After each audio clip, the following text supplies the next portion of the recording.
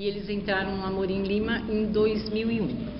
E assim, eu já trabalhava num centro de convivência infantil, então eu dizia assim, eles trabalhavam comigo. Eles iam comigo para a creche, então eu sempre estive muito próxima dos meus filhos em todo o decorrer do desenvolvimento deles. Antes deles entrarem na escola básica, no primeiro grau, eles fizeram uma EMEI, que é também da prefeitura, e eles fizeram por 2 anos, eles ficavam meio período nessa creche que eu trabalhava e meio período lá. E daí, quando eles vieram para Amorim, eu assim, tirei licença para acompanhá-los, fiquei 1 mês em casa para acompanhá-los nessa questão de vir para a escola, assim, porque escola de primeiro grau é enorme, eles estavam acostumados numa creche pequena, com poucas crianças e tal, então eu quis acompanhá-los. E aí eu digo que eu sempre digo que eu fui capturada por umas mães, né? Então tinham algumas mães que desenvolviam já um trabalho aqui no Amorim, que elas faziam o recreio da escola. Elas vinham, elas eram donas de casa, tinham um horário mais disponibilizado e vinham no horário do intervalo, porque tinha uma questão assim que o horário do intervalo era muito tumultuado, tinha muita briga e tal, e elas traziam corda, faziam amarelinha, brincavam com as crianças. E essa pessoa que me abordou, na época, ela era a presidente do conselho da escola. E ela falou, nós temos um grupo de mães que faz um trabalho de teatro e tal, você gostaria de participar, não sei o quê. Eu falei, olha, eu venho, mas eu só tenho esse mês de folga, porque eu trabalho, período integral, mas eu pretendo participar da escola, porque já na EMEI eu participei do conselho da escola. E aí foi assim que foi a minha entrada na escola, e eu comecei a vir nesses encontros nesse mês, e depois eu comecei a participar do conselho da escola. E aí percebi que tinha um espaço diferente, porque o conselho de escola que eu participava na EMEI era um conselho assim, as mães vão vir ajudar na escola, na festa junina, a verba da APM, era uma coisa muito mais burocrática do que participativa mesmo. E aí quando eu comecei a ver aquele movimento, eu me envolvi bastante no trabalho da escola. E a gente foi verificando nas discussões do conselho que a gente tinha grandes problemas que tinham a ver, uma parte desses problemas, com a ausência de professores. Então, professores que faltavam e você não tinha como repor a aula. E algumas salas eram, como se fala? Saíam da escola, não tinha aula e iam embora, né? E eram dispensados. E aí a gente...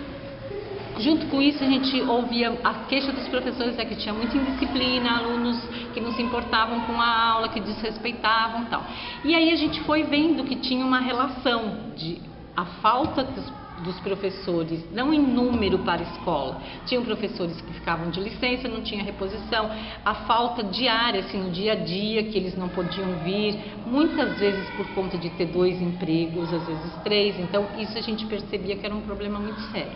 E os pais vinham também reclamar, mas não tem matemática, mas não tem isso. Então, numa das reuniões, a gente sugeriu uma comissão que pegasse os dados com a Edneia na secretaria e fizesse um levantamento durante um período de tempo, que na época foram 3 meses, foi abril, maio e junho, eu acho, e a gente formou uma comissão de mães, de professores e funcionários para fazer o levantamento de que aulas que as crianças tinham e tal. E aí a gente chegou, foi um estudo breve, de 3 meses, assim, não era uma coisa que você podia dizer que aquilo era a realidade da escola, mas naqueles meses estavam sendo. E a gente chegou assim numa pontuação assim, 74% de alunos da turma B não tiveram aulas de português. 50% da turma A não tiveram aula de matemática. E aí a gente, nossa, me lembro que na época eu ainda não sou boa nem um pouco de computação, de tecnologia, pedi para o meu ex-marido fazer uma equaçãozinha, uma fórmula para eu poder fazer aquela estatística, e a gente apresentou para o conselho. E aí quando apresentou para o conselho ficou... Pediram para não fazer que vai ter uma reunião. Pode limpar. Mas é porque vai usar as mesas. Não faz mal. Tudo bem. Pode? E aí a gente começou a pensar como que a gente fazia para melhorar essa questão, que a gente nunca ia conseguir chegar no denominador comum se os professores acusassem a indisciplina dos alunos e os alunos acusassem a indisciplina por falta do professor. Então a gente começou a pensar como gerir a escola de um jeito, organizar a escola de um jeito que as crianças não precisassem ser dispensadas. E a Ana sempre deu muita abertura para isso, tudo assim. É uma abertura que não é assim, que você não vem dar palpite. Se você fala que você quer fazer ou que a escola pode fazer alguma coisa, ela te oportuniza. Pode fazer, mas ela não vai atrás fazer. Então, ela foi autorizando as nossas entradas, as nossas presenças dentro da escola. E aí a gente ia discutindo muito isso. E a Ana sempre teve uma movimentação muito grande, trouxe sempre muitas pessoas para pensar a escola. E na época, ela disse que os professores gostavam muito de uma pessoa que escrevia um jornal e tal, e trouxe a pessoa para fazer algumas conversas conosco, com os professores. Mas aí o número de professores que ficavam à noite para essas conversas era muito pouco. Então a Ana resolveu abrir para os pais e a maioria era de pais. E na conversa essa pessoa falou: olha, eu estive na Escola da Ponte e queria mostrar um vídeo para vocês. E aí ela mostrou o vídeo e nós pais falamos: nossa, essa é a escola dos nossos sonhos, a gente quer isso daí, no Amorim. À época eu estava como presidente do conselho da escola. E aí a gente começou: nossa, o que a gente vai fazer, o que a gente vai fazer? E aí tinha uma possibilidade de assessoria, essa assessoria externa, mas aí a escola não tinha verba. Aí nós falamos: tudo bem, vamos colocar isso no conselho da escola e se for aprovado a gente vai conversar com a secretária da educação, na época era a Cidinha, no governo da Marta. E aí a gente formou uma comissão de pais e nem formamos o Gilberto, que tinha sido presidente do conselho também anteriormente, também tinha uma participação muito ativa no conselho. Ele entrou em contato com a assessoria dela e a gente convidou para ela vir participar de um dia do conselho, do nosso conselho. E aí a gente apresentou nossa proposta. A gente queria que a prefeitura bancasse essa assessoria para a gente pensar nesse projeto, porque assim, a Ponte fez isso com pouquíssimas crianças. Nós tínhamos 800 crianças e funcionávamos noturno, né, com o EJA, então era muita dinâmica, muito movimento. E aí ela falou pra gente: olha, desde que o Amorim não seja uma ilha de excelência e ele esteja propondo utilizar isso como uma experiência que ele vai divulgar e quem quiser se apropriar dessa experiência possa vir conhecer e tudo mais, eu topo. E aí ela topou, a gente começou com essa assessoria. E aí veio o final do ano e no começo do ano a gente precisava pensar como que ia realizar isso. Aí a gente fez uma reunião extraordinária do conselho e a gente foi conversando com essa pessoa e a Ana conversando, pensando o que precisava fazer. Aí a Ana falou: bom, para a gente funcionar com esse sistema de solidariedade entre os professores, de uma docência solidária, a gente tem que estar todo mundo no mesmo local de trabalho, trabalhando todos com os estudantes. Então, não podemos ter sala, então nós temos que tirar as paredes. E era fevereiro, janeiro, e aí a Ana falou: bom, eu não posso derrubar as paredes se a gente não pedir autorização para a prefeitura. Aí a gente falou: você pode, se isso for decidido no conselho. O conselho de escola é soberano e a gente pode decidir isso. A gente fez uma reunião extraordinária e no conselho de escola a gente decidiu que a gente faria esse novo projeto. E aí veio toda uma história, porque a escola estava com as paredes, um andar da escola, porque a proposta era que a gente começasse com o primeiro ano e depois assim no segundo ano, né, isso foi 2004, então 2004 seria o primeiro ano, 2005 primeiro e segundo, 2006 e assim por diante. E aí eu me lembro que uma das nossas discussões eu falei, Ana, mas isso vai demorar muito para acontecer, nós vamos demorar 8 anos para... Meus filhos já iam para a 5ª série nesse ano. Eu falei, meus filhos nem vão pegar esse projeto. Ah, não, vamos... Falei, Ana, vamos fazer assim, vamos fazer 1º e 5º, 2º e 6º, e a gente vai aumentando.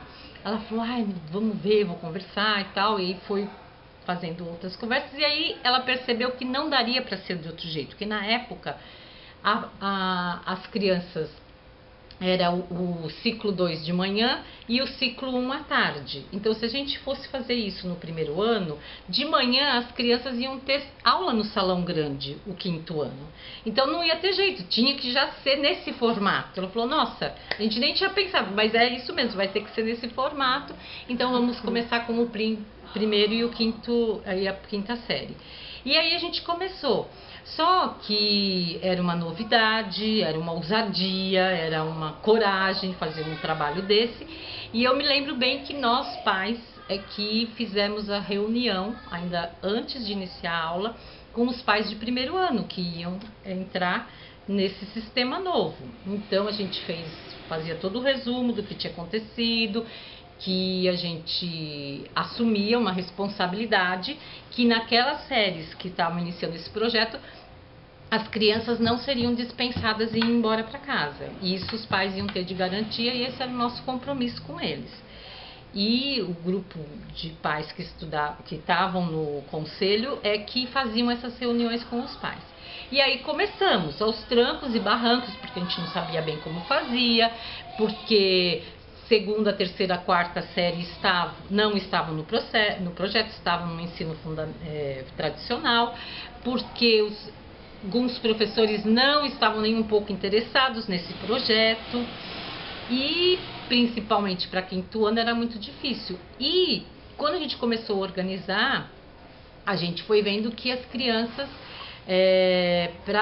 como era um processo de trabalho de grupo, as crianças funcionavam muito rápido, então não tinha aula expositiva, e aí a gente foi vendo que precisava ter um outro sistema de estudo, e aí foi que o Geraldo, que era um pai também da época, ele nem tinha os filhos ainda que iam entrar no outro ano, não, entraram naquele ano, e ele era um estudioso, estava fazendo mestrado e estava fazendo na área de currículo. E aí ele falou, bom, daqui que eu vou fazer uns roteiros de estudo. Ele pegou todos os livros didáticos do período que a gente estava, desmembrou tudo e aí começou a escrever os roteiros. E aí cada criança tinha o seu roteiro e trabalhava. O que a gente primava? A gente primava que a criança ia começar a desenvolver a questão da escolha. Então, se tinham 10 roteiros, eu estou chutando, cada roteiro tinha uma série de objetivos que tinha que ser, eram como uma pergunta que precisava ser respondida. Mas eles, para responder a pergunta, eles tinham que se reportar ao capítulo X E aí ele fez uma interdisciplinariedade, porque no roteiro bairro, por exemplo, tinha o livro de português, tinha o livro de geografia e podia até ter o livro de matemática. Então a criança ia buscando aonde ela ia responder aquilo.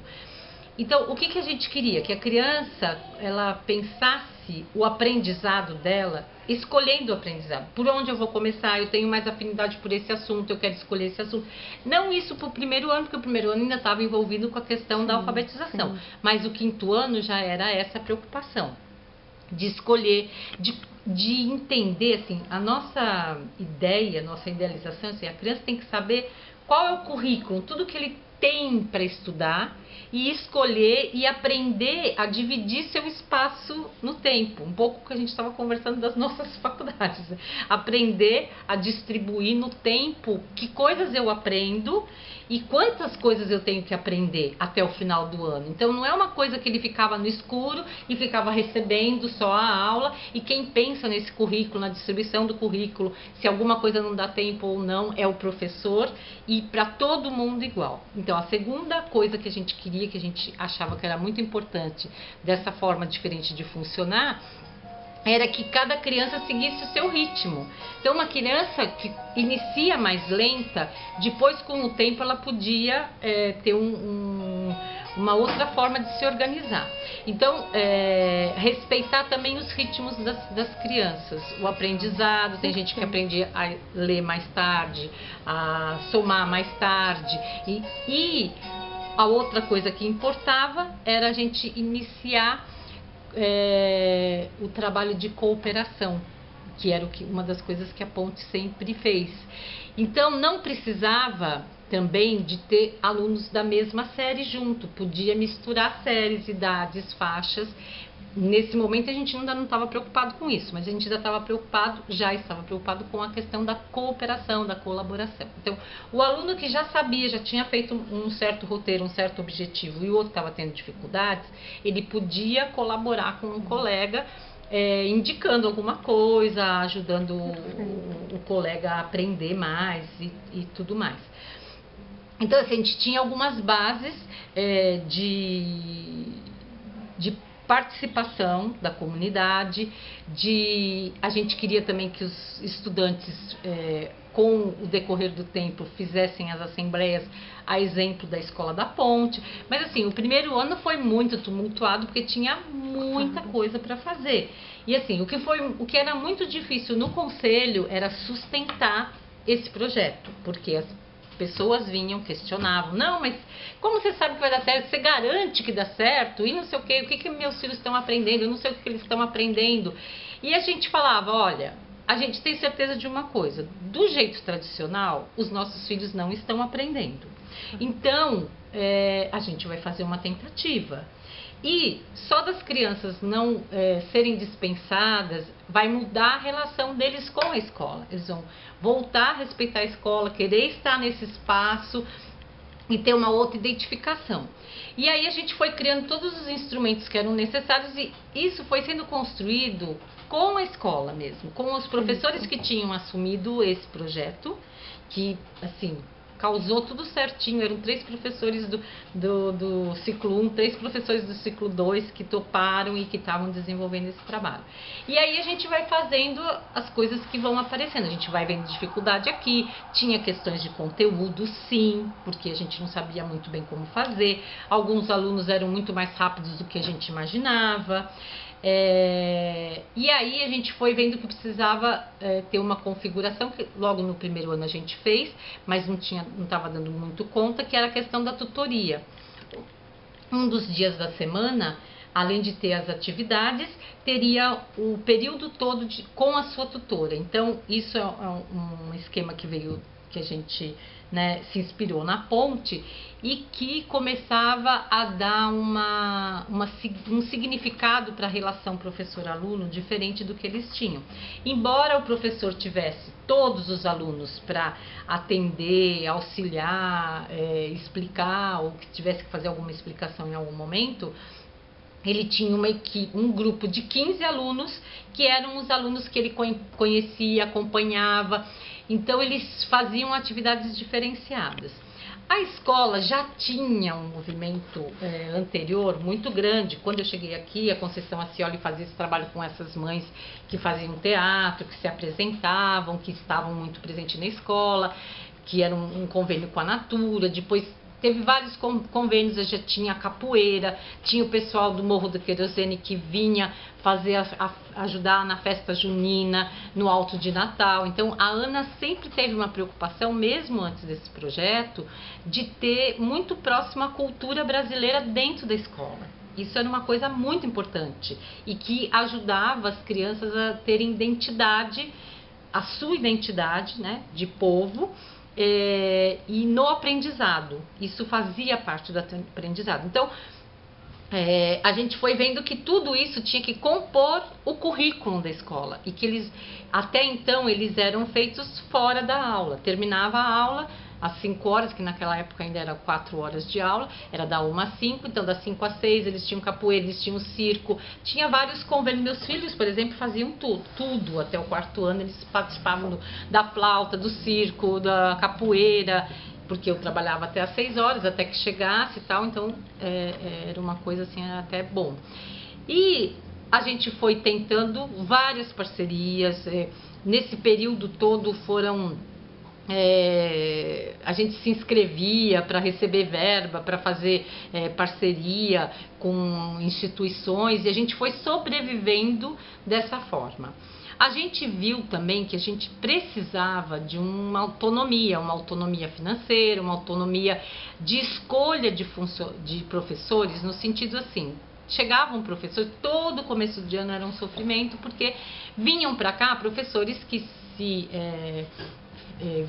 escolhiam a escola por condições do local da escola, por morar perto e tal, mas não conheciam o projeto, não estavam identificados com o projeto, então a gente não tinha mais a questão de 45 minutos aula, era 1 hora de período que se ficava, período no salão, período de oficina. Nesses ínteres a gente foi criando um monte de instrumentos, oficina de língua, de escrita e leitura, oficina de matemática, porque a gente foi vendo que alguns conceitos precisavam uma aula teórica, então a gente foi criando vários instrumentos.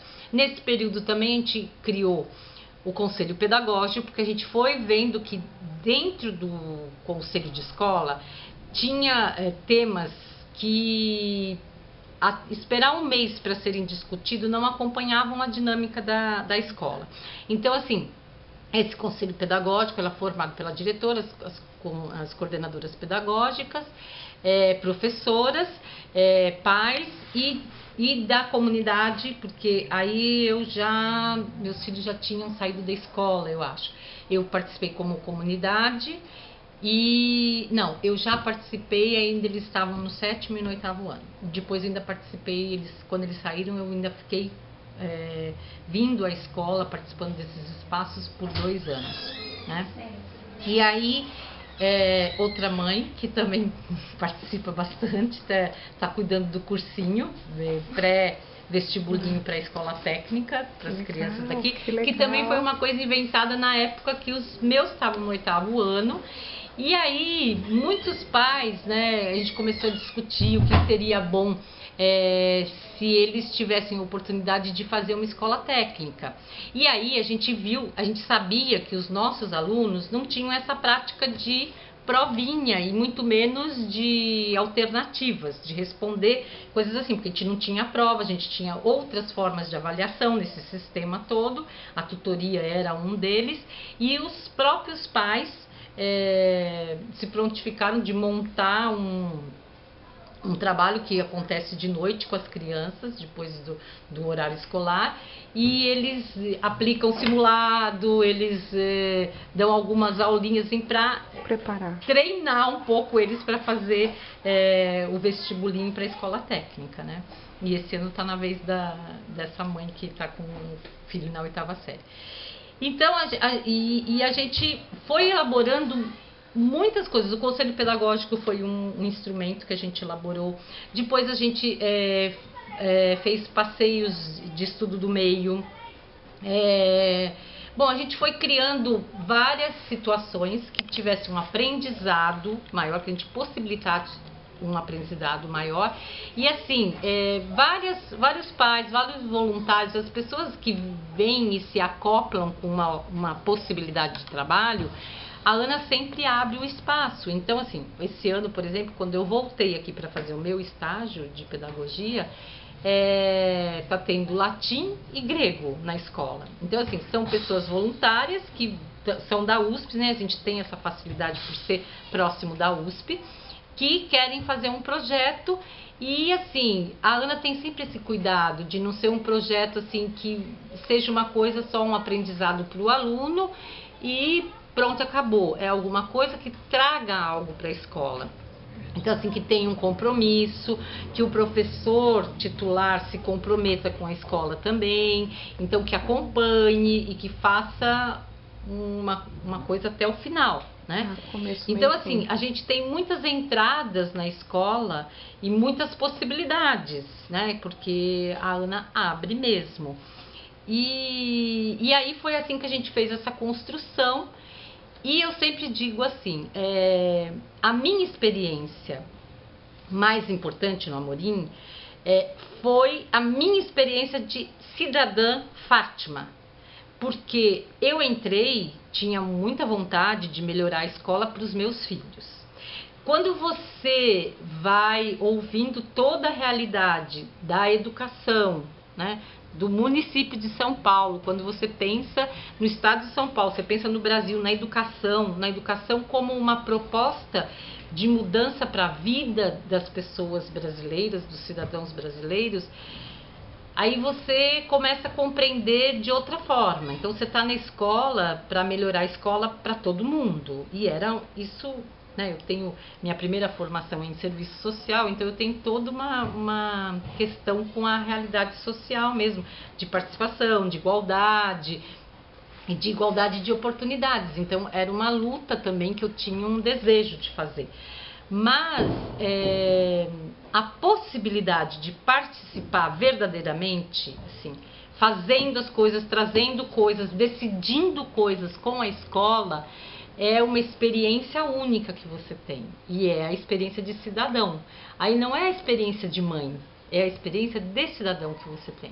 Então assim, é uma coisa que sempre me emociona muito, me dá muita energia, muita força falar do Amorim, porque assim, ele foi uma experiência muito especial e única para mim, enquanto ser humano, enquanto cidadã. E, enquanto mãe, ele trouxe para os meus filhos uma oportunidade de vivenciar coisas que são muito caras à vida de um ser humano, que é experienciar a liberdade, a possibilidade de escolha, a responsabilidade pelo outro. Então, assim, eu tenho 2 filhos gêmeos que são muito diferentes e que extraíram, que vivenciaram coisas diferentes no Amorim. Meu filho tinha uma facilidade enorme com letras, com escrita, se alfabetizou muito rápido, quase que chegou alfabetizado no primeiro ano. A minha filha já não tinha essa habilidade. E naquela época eles fizeram os 4 anos no ensino tradicional. Então a minha filha ficava assim: não, mãe, mas eu quero tirar P com estrelinha, que era o máximo, né? A nota máxima.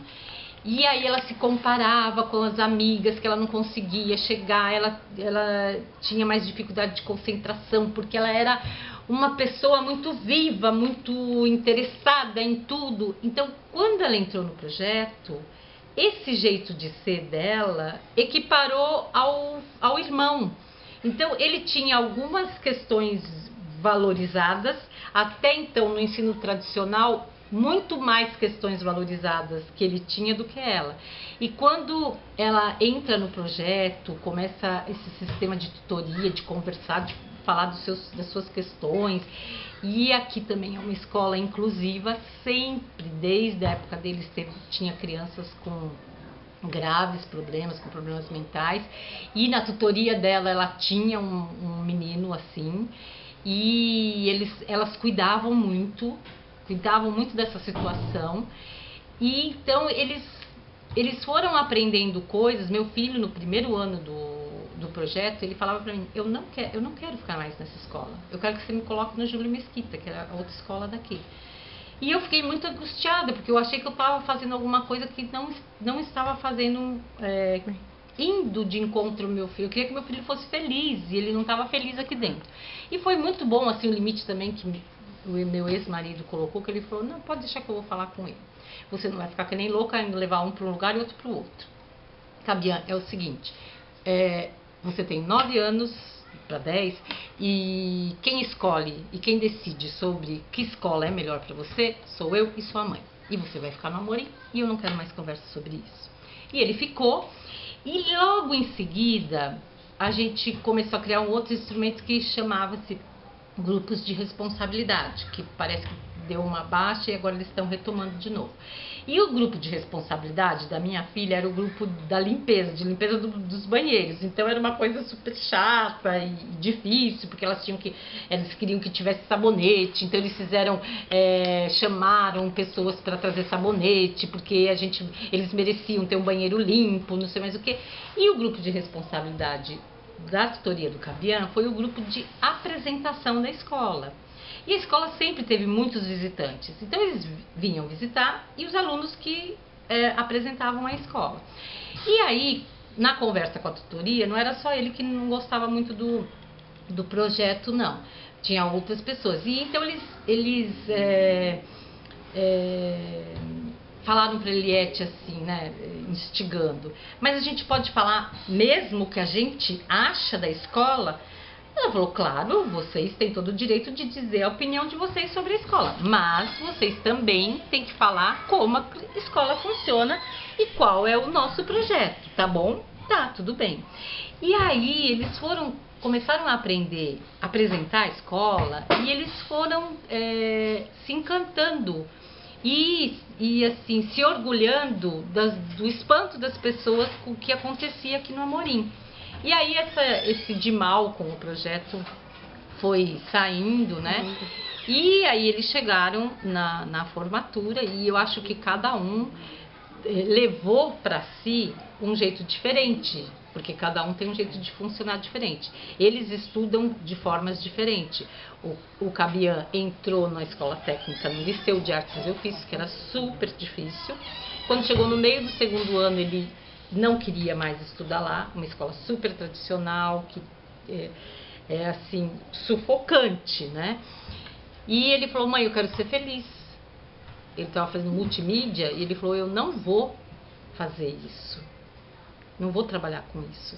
E eu falei, não, porque eu acho que é aquilo que a gente estava falando antes, tem uma parceria da escola com a família. A família também, eu acredito que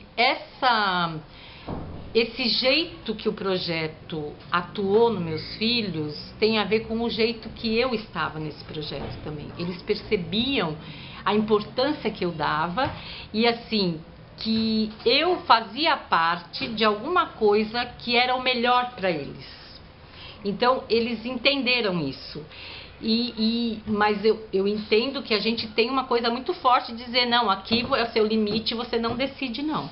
Então, quando ele estava no segundo, eu falei, tudo bem, você pode até sair se isso está te trazendo tanta infelicidade assim, mas você vai completar o segundo ano e depois nós vamos conversar.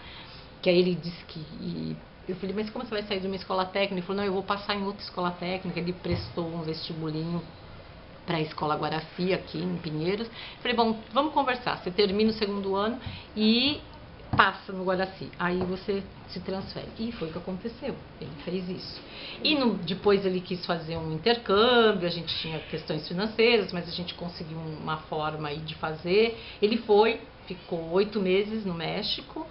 E assim, experimentando a total liberdade. Ele é um ser assim, que a liberdade dele é a coisa mais importante.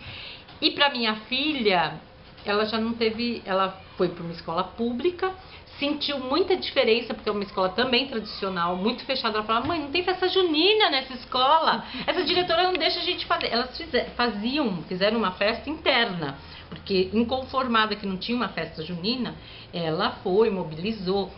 Ela fazia parte dos conselhos de classe, né, para falar dos alunos e tal, defendia os alunos. No último ano, ela falou, mãe, eu pedi pro professor deixar a gente conversar com a classe, porque a classe está muito folgada e vai terminar o ano, tem muita gente que não vai passar de ano, e a gente já combinou, eu e mais umas meninas, a gente vai sentar e vai dar aula para eles, porque quem quer passar de ano vai ter que passar de ano. Então, assim, ela tem todo esse aporte da cooperação, do social, é muito mais falante e se interessa pela ajuda, pela cooperação, um traço que não é tão forte no meu filho, mas ele tem uma visão assim da liberdade do ser humano, do que você precisa fazer na vida para conquistar. Ele ainda tem uma coisa assim que ainda depende da família e tudo mais, mas ele sabe estudar. Então, ele não estudou muito no colégio, ele estudou esses 2 anos no liceu para conseguir passar. Depois ele quase não estudou no terceiro colegial, voltou do intercâmbio, fez cursinho. A Naima também teve que fazer cursinho. Só que ele fazia cursinho do jeito dele, não fazia simulado e tal. mas graças a Deus os dois entraram na faculdade, né? E assim, hoje é assim, eu entro no quarto, ele tá uma hora tocando violão, outra hora ele tá estudando, outra hora ele tá no computador, ele estuda de um jeito diferente da Naima. A Naima precisa de uma concentração toda para estudar, ela volta, mãe, eu tô com um texto, você pode dar uma olhadinha pra gente conversar, porque eu não tô entendendo muito bem. E assim, os dois estão caminhando na vida deles. Ainda tem muito apoio meu, claro. E né, eu acho que a gente não tem jeito de não estar com os filhos até a hora que a gente não estiver mais aqui na Terra, né? Acho que de lá a gente vai olhar ainda e vai tentar pedir algumas coisas, né? Mas assim, eu tenho...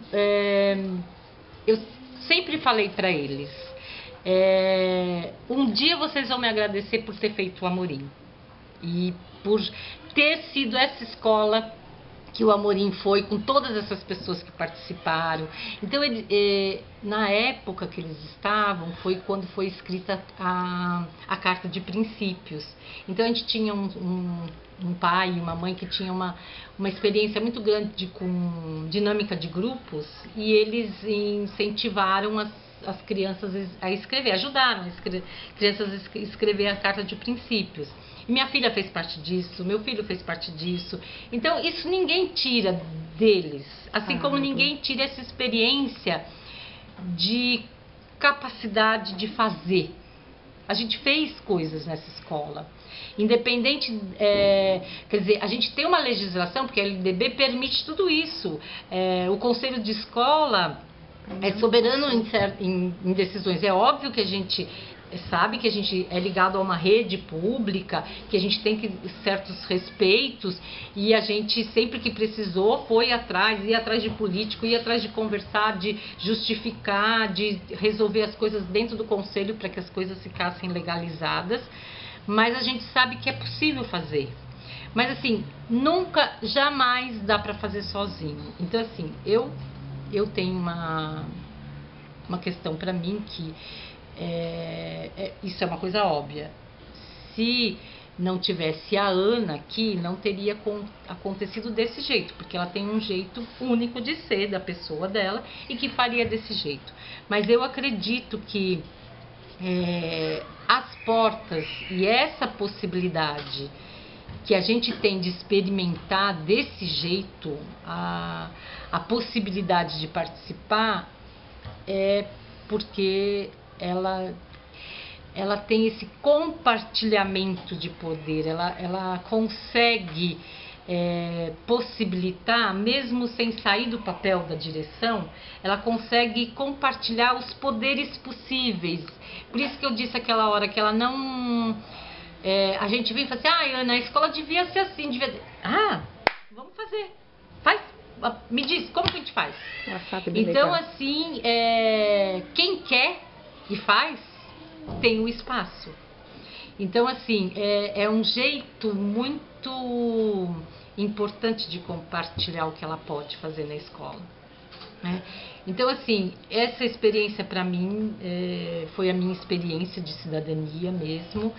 E eu falava para Ana, uma das vezes, porque a gente se falava muito na época de colocar o projeto, a gente se telefonava, não, mas fulano, mas tal pessoa tá conta o que a gente vai fazer, vamos telefonar para não sei o que, vamos fazer uma assembleia de pais. A gente criou a Assembleia de Pais também, que era um mecanismo de, antes do conselho da escola, a gente ter um espaço onde os pais discutissem sozinhos as suas questões para levar para o conselho.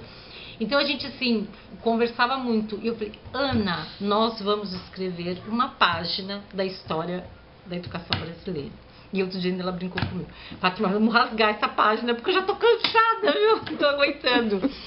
Mas é isso, eu acredito que foi importante para os meus filhos, e é importante para toda essa comunidade que está aqui no entorno. E quem tem a condição de se engajar mesmo e de se sentir comprometida com essa estrutura que a gente criou aqui, né?